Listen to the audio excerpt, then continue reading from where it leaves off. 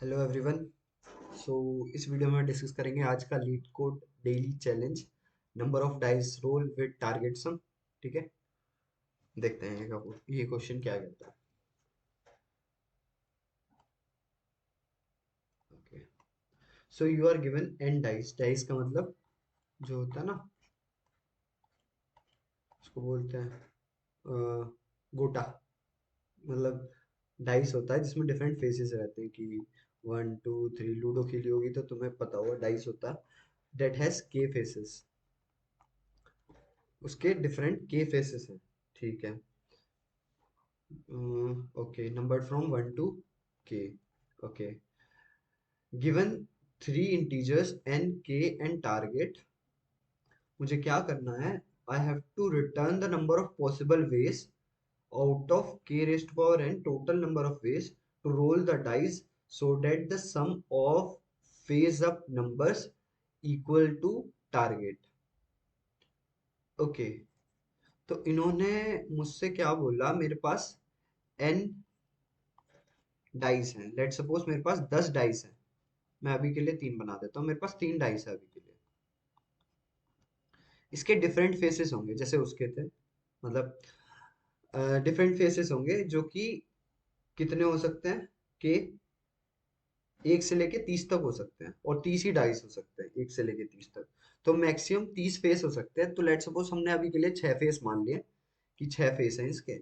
तो ऐसा होता है जब हम डाइस रोल करते हैं ना, तो एक फेस ऊपर आता है। जैसे 6 आ गया, 1 आ गया। तो जो फेस अप वाले नंबर हैं, वो कह रही है कि मुझे क्या करना है, सम फाइंड करना है, sum of all face up numbers equals to the target. अगर जितने बन के आ रहे हैं, जितने नंबर ऑफ वे से मैं डाइस का फेस अप नंबर ऐड करके अपना टारगेट बना पा रहा हूँ। टारगेट लेट सपोर्ट 3 है। जितने नंबर ऑफ वेज से मैं बना पा रहा हूँ, उतने नंबर ऑफ वेज मुझे रिटर्न कर दो। इजी। इसने मुझसे, अब टेस्ट केस देख लेते हैं ना। इसने मुझसे बोला कि तेरे पास एक डाइस है। रेड कलर से बना लेते हैं डाइस को। तेरे पास एक डाइस है, उसके 6 फेस हैं। मैंने कहा ओके ब्रदर, 6 फेस हैं तो उनपे 1 से लेके 6 तक नंबर होंगे। तो एक, इस वाले पे 2 3, इस वाले फेस पे 4, फिर सामने वाले फेस पे 5, और नीचे वाले फेस पे 6। 6 नंबर्स हैं। अब मुझे क्या टारगेट दिया कि टारगेट मैं 3 कैसे अचीव कर सकता हूँ। अब मैं अगर डाइस रोल करूंगा तो एक ही पॉसिबिलिटी है कि मेरा 3 आ जाए, कि ये वाला फेस मेरा ऊपर हो, ये फेस अप हो। ठीक है, तो एक ही पॉसिबिलिटी है ये मेरी। ऐसी अगर मेरे पास दो डाइस हैं, n equals to 2, k equals to 6, target मेरा 7 है। मेरे पास दो डाइस हैं और मुझे 6 चाहिए। दो डाइस हैं तो पॉसिबिलिटी क्या है? 1 से लेके 6 तक पहले डाइस में आ सकते हैं, और 1 से लेके 6 तक दूसरे डाइस में आ सकते हैं। डेट मीन्स कि मैं कितने वे में ऐड कर सकता हूँ कि इसमें एक आ जाए और इसमें आ जाए 5। फर्स्ट डाइस में 2 आ जाए, सेकंड डाइस में आ जाए, क्योंकि मुझे 7 चाहिए ना यहाँ पे। दूसरे डाइस में आ जाए, सॉरी, यहाँ पे एक आ जाए और यहाँ पे 6, तो फिर 7 बन जाएगा। यहाँ पे 2 और यहाँ पे 5, फिर 7 बन जाएगा। यहाँ पे 3, यहाँ पे 4, पहली डाइस में 3, दूसरे डाइस में 4, तो फिर 7 बन जाएगा। पहली डाइस में 4, दूसरी डाइस में 3, फिर 7 बन जाएगा। पहली डाइस में 5, दूसरी डाइस में 2, फिर 7 बन जाएगा। पहली डाइस में 6, दूसरी डाइस में 1, तो कितना बन जाएगा? ये भी 7 बन जाएगा। और कोई पॉसिबिलिटी है नहीं। तो टोटल 6 पॉसिबिलिटी है मेरी इस टारगेट को अचीव करने के लिए। तो क्या आ पा रहा है मेरा? हाँ। इसने मुझसे एक और बात बोली, since the answer can be too large return the modulo. हमें मॉड्यूलो रिटर्न करना, मॉड्यूलो ऑफ 10 n 10 प्लस 1। ठीक है, मॉड्यूलो क्या करता है, उसको उसी रेंज में लगता है, क्योंकि हमें इंटीजर की रेंज में आंसर चाहिए। क्या पता बहुत सारे पॉसिबल वेज आ जाए हमारे, तो हम चाहते हैं कि इंटीजर की रेंज में रहे। तो इसी वजह से हम मॉड्यूलो करेंगे उसको 10 9 प्लस 7 से। ओके, अब मैं ये कहता हूँ कि मैं इसको सॉल्व कैसे करूंगा। मेरा दिमाग चलना कैसे चाहिए ऐसे क्वेश्चन को देखते हुए। देखो, मुझे सारे पॉसिबल वेज रिटर्न करने हैं जिनसे मैं अपना टारगेट अचीव कर सकूं।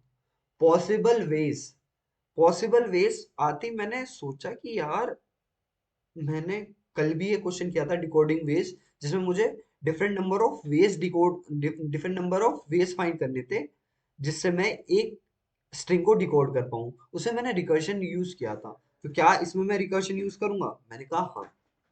जहां भी मुझे पॉसिबिलिटी दिखती है कि डिफरेंट पॉसिबिलिटी फाइंड करो, वहां मैं अपना दिमाग एक फोकस में लाता हूँ कि इसमें रिकर्शन यूज होगा। मुझे पता चल गया रिकर्शन यूज होगा। अब मैं रिकर्सिव फंक्शन लिखूंगा कैसे? मैंने कहा कि जैसे अभी तक हुए आए हैं वैसे ही सॉल्व करेंगे इसको। मैंने एक चीज बोली कि लेट सपोज मेरा जो फंक्शन है वो इंटीजर रिटर्न करेगा, because I have to return the number of ways, तो इंटीजर होना चाहिए। मैंने उसका नाम रख दिया सॉल्व। अब उसमें तीन चीज जाएंगी मेरी। तीन चीज क्या जाएगी? नंबर ऑफ डाइस, ठीक है, number of faces of dice, and the target we want to achieve. अब चॉइस डायग्राम मेरा बनेगा कैसे? मैं क्या कह रहा हूं, मेरे डिफरेंट फेसेस पे डिफरेंट नंबर्स आए। लेट सपोज चार डाइस दिए हुए थे और मुझे चाहिए था, चार डाइस दे रखे हैं मुझे, और मुझे चाहिए कि मेरा सम इनका टारगेट करके आ जाए मेरे पास, चार आ जाए। तो यहाँ पे वन हो, यहाँ पे वन हो, यहाँ पे वन हो और यहाँ पे वन हो, तभी तो मेरा चार आ पाएगा। अब यहाँ किसी पे दो हो गया तो मैं उसे इंक्लूड थोड़ी ना करूंगा। इसने मुझसे क्या बोला कि मुझे फेसेस का सम चाहिए। फेसेस का सम कितना चाहिए? चार चाहिए। इसने ये थोड़ी ना बोला मुझे सब फेसेस का सम चाहिए। अगर स्पेसिफाइड होता कि सब फेसेस का चाहिए, sum of the face up numbers target की इक्वल है, ऑल थोड़ी ना लिखा है, तो भाई मैं कर नहीं सकता क्या इसको? मैं कहूंगा हाँ कर सकता हूं मैं इसको, तो यही मैं करूंगा। अब मैं एक चीज बहुत इफेक्टिवली लिख सकता हूं कि अगर मेरा टारगेट माइनस, अब डिफरेंट फेसेस पे ना, क्योंकि फेसेस पे तो नंबर ही लिखे हुए हैं, तो एक लूप लगाऊंगा जो डिफरेंट फेसेस पे कवर करेगा कि मेरे जो आई है वो डिनोट कर रहा है फेसेस जो वन से लेके एफ तक हो सकते हैं। ये डिफरेंट फेसेस आ गए। अब मैं देखूंगा कि अगर टारगेट माइनस आई अगर greater than equals to zero है, तभी तो मैं उसको अपने सम में इंक्लूड कर सकता हूं। अगर मेरा टारगेट माइनस आई, मतलब मैंने फेस को, जो मेरा यही वाला एग्जांपल था, वन वन वन वन में ले रहा था, अब किसी में टू आ गया, तो क्या मैं इसको इंक्लूड कर सकता हूँ? एक चीज बताओ कि मैं, मेरे यहाँ पे तीन आ गया है अभी तक, तीन आ गया है टारगेट मिलके, तो मैं वन ही तो इंक्लूड कर सकता हूँ, वन ही तो इंक्लूड कर सकता हूँ। तो मैं क्या करूंगा, ये चेक कर लूंगा कि कहीं वो मेरा फेस उसकी वैल्यू ज्यादा तो नहीं है जिस जो मुझे चाहिए। तो मैं इससे चेक करूंगा कि टारगेट माइनस आई अगर greater than equals to zero है, डेट मीन्स वो मुझे चाहिए, मुझे चाहिए। तो मैं उसको लूंगा और नेक्स्ट वाले डाइस पे मूव कर जाऊंगा। मेरे फेसेस उतने ही रहेंगे उस डाइस के भी, बट मेरा टारगेट रिड्यूस हो जाएगा by that number of face. ठीक है, ये वाला केस बस मेरा बन जाएगा। अब अगर मेरे नंबर ऑफ डाइस जीरो हो गए, ये मैं बेस केस में मूव कर गया, क्या मतलब चॉइस डायग्राम पूरा हो गया? हाँ, चॉइस डायग्राम पूरा हो गया है मेरा। बेस केस में मूव कर गया और मेरा नंबर ऑफ डाइस जीरो है, और अगर मेरा टारगेट भी अचीव हो गया, टारगेट इक्वल्स टू जीरो हो गया मेरा, तो मेरा एक पॉसिबल वे मिल गया मुझे इसको सॉल्व करने के लिए। और अगर मेरे नंबर ऑफ डाइस ही खत्म हो गए और मेरा टारगेट भी अचीव नहीं हुआ होगा, क्योंकि ना तो जीरो आ जाता, तो मैं क्या करूंगा, रिटर्न यहाँ से जीरो, की नंबर ऑफ डाइस ही नहीं बचे मेरे पास अब। ठीक है, अब मैं, बिकॉज ये आंसर मेरे को रिटर्न कर रहा है, तो मैं एक इंट आंसर बनाऊंगा जिसका ऊपर जीरो रखूंगा, और आंसर इक्वल्स टू, अपने आंसर में प्लस करता जाऊंगा। एक मिनट में इधर लिख देता हूँ, answer equals to answer plus. अब क्योंकि मुझे क्या चाहिए कि ये मेरा इंटीजर की रेंज से बाहर ना चला जाए, तो मैं यहाँ पे मॉड कर दूंगा इसका, मॉड कर दिया, और इसके बाद मैं नीचे इसको रिटर्न कर दूंगा। लूप लूप यहाँ पे एंड हो रहा है, लूप के बाद जहाँ पे फंक्शन मेरा रिटर्न होगा मैं यहाँ पे आंसर रिटर्न कर दूंगा। मैंने क्या बोला, मैंने जितने सारे डाइसिस के फेसेस थे उन पे मूव कराऊंगा, जितने सारे डाइसिस के फेसेस थे उन पे मूव कराऊं मैं डायरेक्ट। ठीक है, मैंने चेक किया, फिर से मैं बता दे रहा हूँ। मैं पहले पहले डाइस पे गया हूँ, मैंने चेक किया कि क्या मैं इसको ले सकता हूँ अपने उसमें कंसिडरेशन में। मैंने बोला कि अगर इसका मतलब जो मुझे चाहिए और जो ये नंबर है, अगर उनका सब्ट्रैक्शन अगर greater than equals to zero हुआ, दैट मीन्स कि अगर ये उससे कम हुआ, आई उससे कम हुआ जो मुझे चाहिए, तो भाई ले लो, क्या दिक्कत है, और मैं ले लूंगा उसको। बाकी अगर वो ज्यादा है तो भाई मैं तो उसको छोड़ूंगा ही। ठीक है, इसकी टाइम कॉम्प्लेक्सिटी बाद में डिस्कस करेंगे, पहले इसको देखते हैं एक बार कोड करके। ठीक है, मैं कोड एडिटर यहाँ पे ले आता हूँ।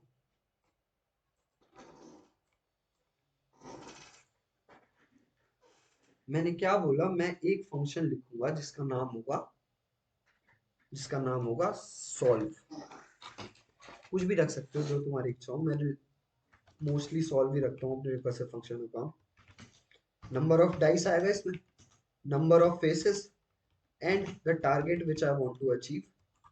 ऊपर मैं एक वो भी बना लूंगा जो मुझे मॉड्यूलस में चाहिए, that is basically 10 raised to power 9 plus 7। अब अगर मेरे नंबर ऑफ बेस केस बाद में, पहले चॉइस डायग्राम मैंने क्या किया, मैं डिफरेंट एक पर्टिकुलर कॉइन के एक पर्टिकुलर डाइस के लिए मैं सारे नंबर ऑफ फेसेस पे मूव करा, जो कि 1 से लेके एफ तक होते हैं मेरे जितने नंबर ऑफ फेसेस, मैं हर एक फेस के ऊपर मूव करा। और मैंने क्या चेक किया, मैंने चेक किया कि क्या जो मुझे चाहिए टारगेट, उससे मैं अगर उसको कंसिडर करूं क्या वो बड़ा है मेरे आई से। सेम बात है, और तुमने मैथ पढ़ रखी है तो इसको मैं उधर ले गया था। अगर मेरा टारगेट बड़ा है या इक्वल है मेरे टारगेट, मतलब मेरा टारगेट बड़ा है मेरे फेस से, तो मैं उसको इंक्लूड कर लूंगा। डेट मीन्स मेरा जो आंसर मैं ऊपर बनाऊंगा, int answer equals to zero, उसमें मैं ऐड कर दूंगा कि भाई ये भी मेरी एक पॉसिबिलिटी हो सकती है। हाँ हाँ, नीचे कौन चला गया, सॉल्व ऑफ। अब मैं नंबर ऑफ डाइस कम कर दिया, एक फेस मेरे उतने ही रहेंगे, and if I taken it into consideration I will subtract it from my target। कर दिया मैंने, क्योंकि मोड चाहिए इसका, आंसर बड़ा हो सकता है, इसका मोड ले लिया और यहाँ पे रिटर्न कर दिया होगा अपना आंसर। भाई मैं अभी भी मतलब मैं हर क्वेश्चन में बताता हूँ उसके डीप रिकर्शन के, हमेशा रिकर्शन ऐसा लिखो, क्योंकि ऐसा हो सकता है केस कि तुम्हें से डीपी में चेंज करना पड़ जाए। मैं कह नहीं रहा कि अगर अगर ये टाइम लिमिट एक्सीड कर जाए तब मुझे डीपी में कन्वर्ट करना होगा, अदरवाइज अगर हो रहा है रिकर्शन से तो बहुत ही अच्छी बात है। अगर मेरे नंबर ऑफ डाइस जीरो हैं एंड मेरे टारगेट भी जीरो हो गया, तो मैं क्या रिटर्न करूंगा, 1। हाँ, because I found one of the possibility. And if number of dice equals to zero and I have not receive my target, then I return zero. तो क्या ये मेरा यहाँ पे सॉल्व हो जाएगा? मैंने कहा हाँ, एक बार मैं चला के देख लेता हूँ और इसको ना कॉल कर लेता हूँ, रिटर्न सॉल्व ऑफ एन के एंड टारगेट, इसको कॉल कर लिया। और यहाँ पे जो मैंने इंट की स्पेलिंग गलत लिखी है इसको भी सही कर लेता हूँ। ओके ओके, तो ये मेरा टेस्ट केस पे चल गया जो मैंने बनाया था, जो टेस्ट केस लिखा हुआ था मैंने। तो मैं इसको करता हूँ सबमिट। हो जा हो जा हो जा। टीएलई दे दिया, वही वाला सीन भाई। टीएलई हर बार टीएलई आ जाता है, तो हमारे लिए तो अच्छी बात है ना। पर टीएलई आया क्यों? क्या क्या ही टाइम कॉम्प्लेक्सिटी हो गई इसकी जो टीएलई आ गया। मैंने कहा यार ना, पता हम पहले जब करते थे तो जब दो रिकर्सिव कॉल होती थी एक इंस्टेंस ऑफ एन के लिए, तो हमारी time complexity order of 2n हो जाती थी। मैंने बोला हाँ, तो इससे इसका क्या हुआ है? मैंने कहा इसमें एट वर्स्ट केस मेरी एफ नंबर ऑफ मतलब के नंबर ऑफ रिकर्सिव कॉल हो सकती है, तो क्या के रेस टू पावर एन होगी इसकी टाइम कॉम्प्लेक्सिटी? मैंने कहा हाँ, इसकी टाइम कॉम्प्लेक्सिटी के रेस टू पावर एन है। और स्पेस कॉम्प्लेक्सिटी, मैंने कहा स्पेस कॉम्प्लेक्सिटी तो इसकी ऑर्डर ऑफ एन ही है, बिकॉज जो रिकर्सिव स्टैक जो ट्री होगा मेरा, उसकी हाइट कितनी होगी? एन। तो मेरी स्पेस कॉम्प्लेक्सिटी एन है, जो कि रिकर्सिव स्टैक स्पेस है मेरी। और टाइम कॉम्प्लेक्सिटी के रेस टू पावर एन है। भाई साहब वर्स्ट केस में तुम समझ रहे हो 30 रेस टू पावर 30 हो सकती है, जो कि कितना होता है मेरे को भी नहीं पता, मेरे को जानने की जरूरत भी नहीं है।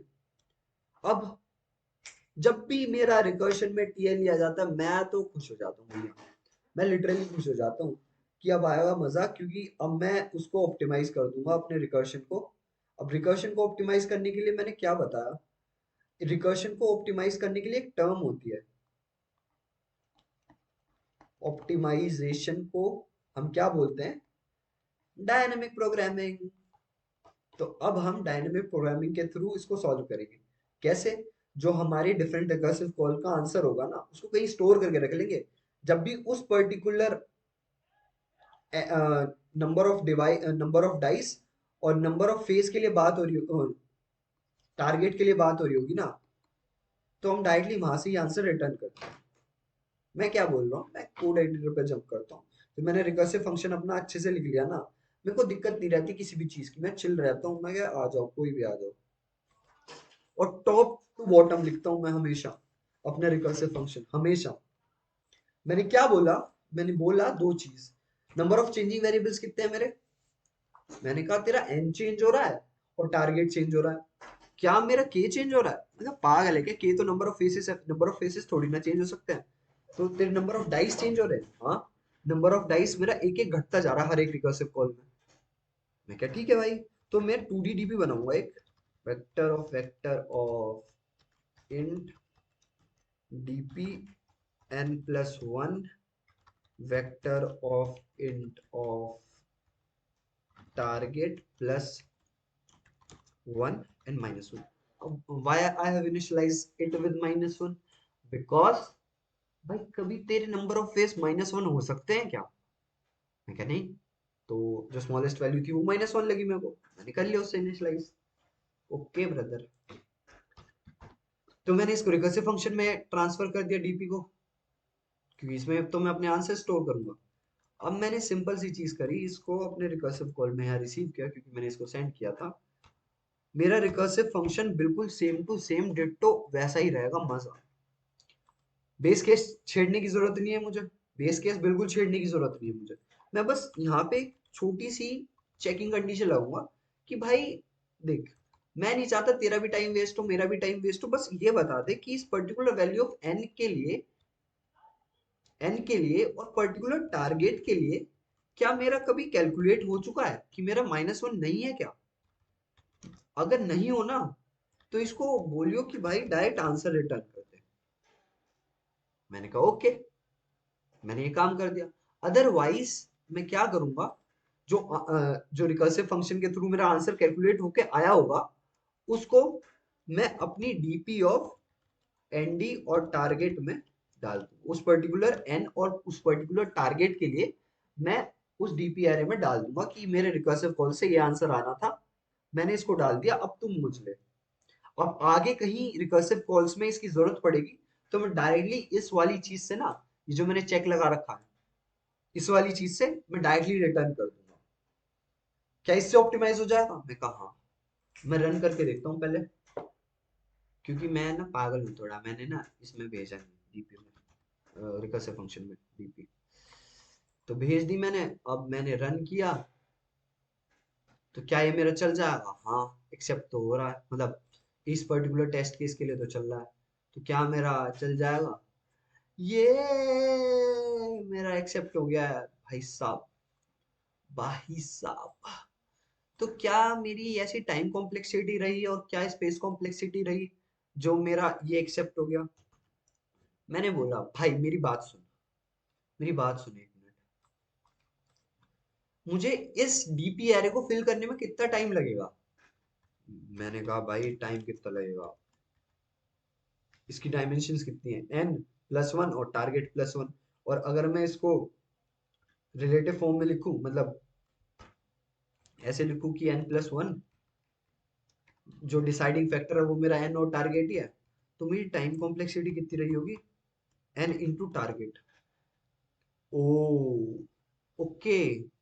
और मेरी स्पेस कॉम्प्लेक्सिटी, भाई बस वही तो स्पेस है जो तूने ये लिया, n इंटू टारगेट, वही तेरी स्पेस है। मैं कहूँगा ओ यार ये तो सही है, ये तो सही है। n इंटू टारगेट, और n इंटू टारगेट मेरी टाइम लग रहा है, n इंटू टारगेट मेरा स्पेस लग रहा है। बट मेरा n ना यहाँ पे क्या लग रहा है? रिकर्सिव स्टैक स्पेस लग रहा है, क्योंकि मेरा रिकर्शन तो यूज हो ही रहा है। रिकर्शन यूज हो रहा है, जो मेरी रिकर्सिव स्टैक का हाइट बनेगी वो कितनी बनेगी? n बनेगी, क्योंकि डेप्थ डेप्थ डेप्थ डेप्थ में चलता रहूंगा मैं, तो मेरी n बनेगी। मैंने कहा क्या मैं इसको वो कर सकता हूँ, ऑप्टिमाइज? मैं कहा रिकर्शन को ऑप्टिमाइज क्या करेगा यार तू अब? रिकर्शन को ऑप्टिमाइज करके तो तूने इसको मेमोराइज करके तूने डीपीआरए में स्टोर कर दिया है, क्या मैं इसको रिकर्शन ही हटा दूं, लूप्स की मदद से कर दूं? या वो अप्रोच मेरी होती है टेबुलेशन, जो मैंने अभी करी उसको कहते हैं मेमोराइजेशन। टेबुलेशन मैं कहता हूँ बहुत इजी है, बहुत इजी। मैंने पहले भी बताया हुआ है। फर्स्ट थिंग, मेरी डीपीआरए सेम टू सेम रहेगी, बस मैं -1 हटा दूंगा। -1 में लिटरली हटा देता हूँ, मैं इसको 0 से कर देता हूँ इनिशियलाइज हर केस में। मैं सबसे पहली चीज ये कहूंगा कि मेरे जो बेस केस है ना, if I have return my recursive function in top to bottom order, तो भाई मेरा बेस केस ना जैसे मैंने वहां पे लिखा हुआ था वैसे ही लिख दो कि मेरी डीपी की एन जो मेरा होगा वो 0 हो जाए, और टारगेट और जो मेरा 0 हो जाए, उसके लिए मेरी आंसर रहेगा 1। मैंने कहा ओके। और नंबर ऑफ जो मेरा क्या कहते हैं डाइस होगा, अगर वो 0 हो जाएगा तो मैं रिटर्न कर दूंगा 0। तो मैंने पहले ही इसको 0 से इनिशियलाइज कर दिया, तो कोई मेरे को ऐसी दिक्कत नहीं है। अब मैंने क्या किया, ये वाली चीज मेरे को नहीं लिखनी। अब मैं पहली अनइनिशियलाइज्ड वैल्यू से काम करता हूँ। मेरी n 0 के लिए हो चुकी है काम खत्म, तो मैं 1 से स्टार्ट करूंगा। 1 से स्टार्ट करूंगा, वो कहां तक जाएगा? n+1 तक। ओके। फिर मैं स्टार्ट करूंगा j, कहां से? पहली अनइनिशियलाइज्ड वैल्यू। भाई मैंने जे जो है मेरा, मतलब टारगेट जो है मेरा, वो सिर्फ 0 के लिए काम कर रहा है, तो मैं 1 से कर लूं? हाँ 1 से कर ले। 1 से करेगा, सिर्फ 0 के उस पर्टिकुलर इंस्टेंस के लिए हुआ है मेरा, भाई 0 से कर ले, क्या दिक्कत है? मैं क्या ओके, टारगेट +1 एंड j++। अब मैं ये चेक कर, अब मुझे कुछ नहीं करना भाई, मैंने अपनी कंडीशन पहले ही स्पेसिफाई कर रखी है। ये जो मैंने लिखा हुआ है ना, इसको मैं लिटरली आके यहाँ कॉपी करूंगा, और इसमें बस मॉडिफिकेशन क्या करूंगा, जो मेरी रिकर्सिव कॉल्स है ना, उनको मैं अपनी डीपी एरे से रिप्लेस कर दूंगा। जहां मेरी नंबर ऑफ डाइस को रिप्रेजेंट क्या कर रहा है मेरा आई, और टारगेट को रिप्रेजेंट क्या कर रहा है मेरा जे, सिंपली रिप्लेस दैट। तो जो मेरा यहाँ पे जो मेरा नंबर ऑफ फेसेस को रिप्रेजेंट कर रहा था, उसको मैं आई की जगह ना पी कर देता हूँ, ताकि मेरा दिक्कत ना हो, क्योंकि आई मैंने ऊपर यूज करा हो ना लूप में। ओके, जहाँ पे मेरा आई था वहां मैंने पी कर दिया। ओके। अब अगर मेरा टारगेट को रिप्रेजेंट क्या कर रहा है मेरा जे, अगर मेरा J greater than equals to P है, तो मेरा आंसर इक्वल्स टू, मैंने क्या बोला था, recursive stack space, recursive function को मेरा डीपी ऑफ एनडी क्या है मेरा, i-1। और जे जे जे की जगह मैं क्या लिख दूंगा, जे टारगेट की जगह मैं जे लिख दूंगा और पी तो मेरा वैसा रहेगा ही। बाकी कुछ चेंज नहीं करना मुझे, सिंपली मैंने इसको चेंज कर दिया है और अपना ये लगा दूंगा जे माइनस पी। ओके, और नीचे आके मैं रिटर्न नहीं करना है, डीपी ऑफ आई कोमा जे को रिप्लेस कर देना है अपने आंसर से, और बाद में जाके मुझे रिटर्न कर देना है DP of N of target. Return की स्पेलिंग सही 4 लिखना है। o'clock. 4 बज चुके, ठीक है, समझ गया।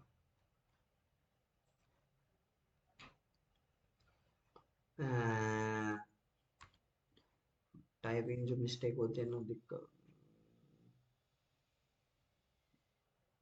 एफ, तो मेरे यहाँ पे एक के है। ओके, बाकी बाकी बाकी बातें पीने बात। ओके, तो इस टेस्ट केस के लिए मेरा चल रहा है। एक बार मैं सबमिट करके देखता हूँ क्या मेरे सारे टेस्ट केसेस चल रहे हैं। प्लीज चल जाइएगा। ओके, तो ये एक्सेप्ट हो गया मेरा सॉल्यूशन, मतलब सारे टेस्ट केस चल रहे हैं। तो मैं देख क्या सकता हूँ, मेरे इसको, मतलब इसको पूरा करने में मेरे को टाइम कितना लगा। अब एक चीज मैं बताता हूँ, जो मेरा ये है के, इसमें मेरी टाइम कॉम्प्लेक्सिटी इतनी लगी, एन इंटू टारगेट। ठीक है, अब मैं कहूंगा यार ये मेरा के भी तो है। मैंने कहा यार एक बात बता मेरे को, कि तेरे को ये वाली चीज ना सिर्फ 30 बार चलने वाली है तेरी, 30 बार चलने वाली है, और मैं क्या कह रहा हूँ, मेरे को इसको फिल करने में, सिर्फ डीपी एरे को फिल करने में जितना टाइम लगेगा ना, उतनी टाइम कॉम्प्लेक्सिटी मुझे चाहिए। मैंने कहा वो तो एन इंटू टारगेट ही है। हाँ है। Space complexity N into target है। हाँ है। तो भाई टेबुलेशन में चेंज करने का फायदा क्या हुआ, रिकर्सिव स्टैक स्पेस खत्म हो गई मेरी, हो गई खत्म। तो मेरी ये बाद में स्पेस और टाइम कॉम्प्लेक्सिटी बची। So this was the solution to the problem. क्या नाम है इस प्रॉब्लम का, number of dice rolls with target sum. अच्छा क्वेश्चन है डीपी का, 2D डीपी का। और अगर इसका सॉल्यूशन अच्छा लगा हो, बाकी इसको मैं डीपी वाली प्लेलिस्ट में डाल दूंगा क्योंकि ये अच्छा क्वेश्चन है। बाकी अगर समझ में आया तो you can like the video, बन जा दिल, you can like the video, you can subscribe to the channel, and you can share the video with your friends जिनको तुम चाहते हो कि वो भी डीपी पढ़ें, उनका रिप्लेसमेंट अच्छा लगे। बाकी मिलते हैं नेक्स्ट वीडियो में, तब तक के लिए मजे करो।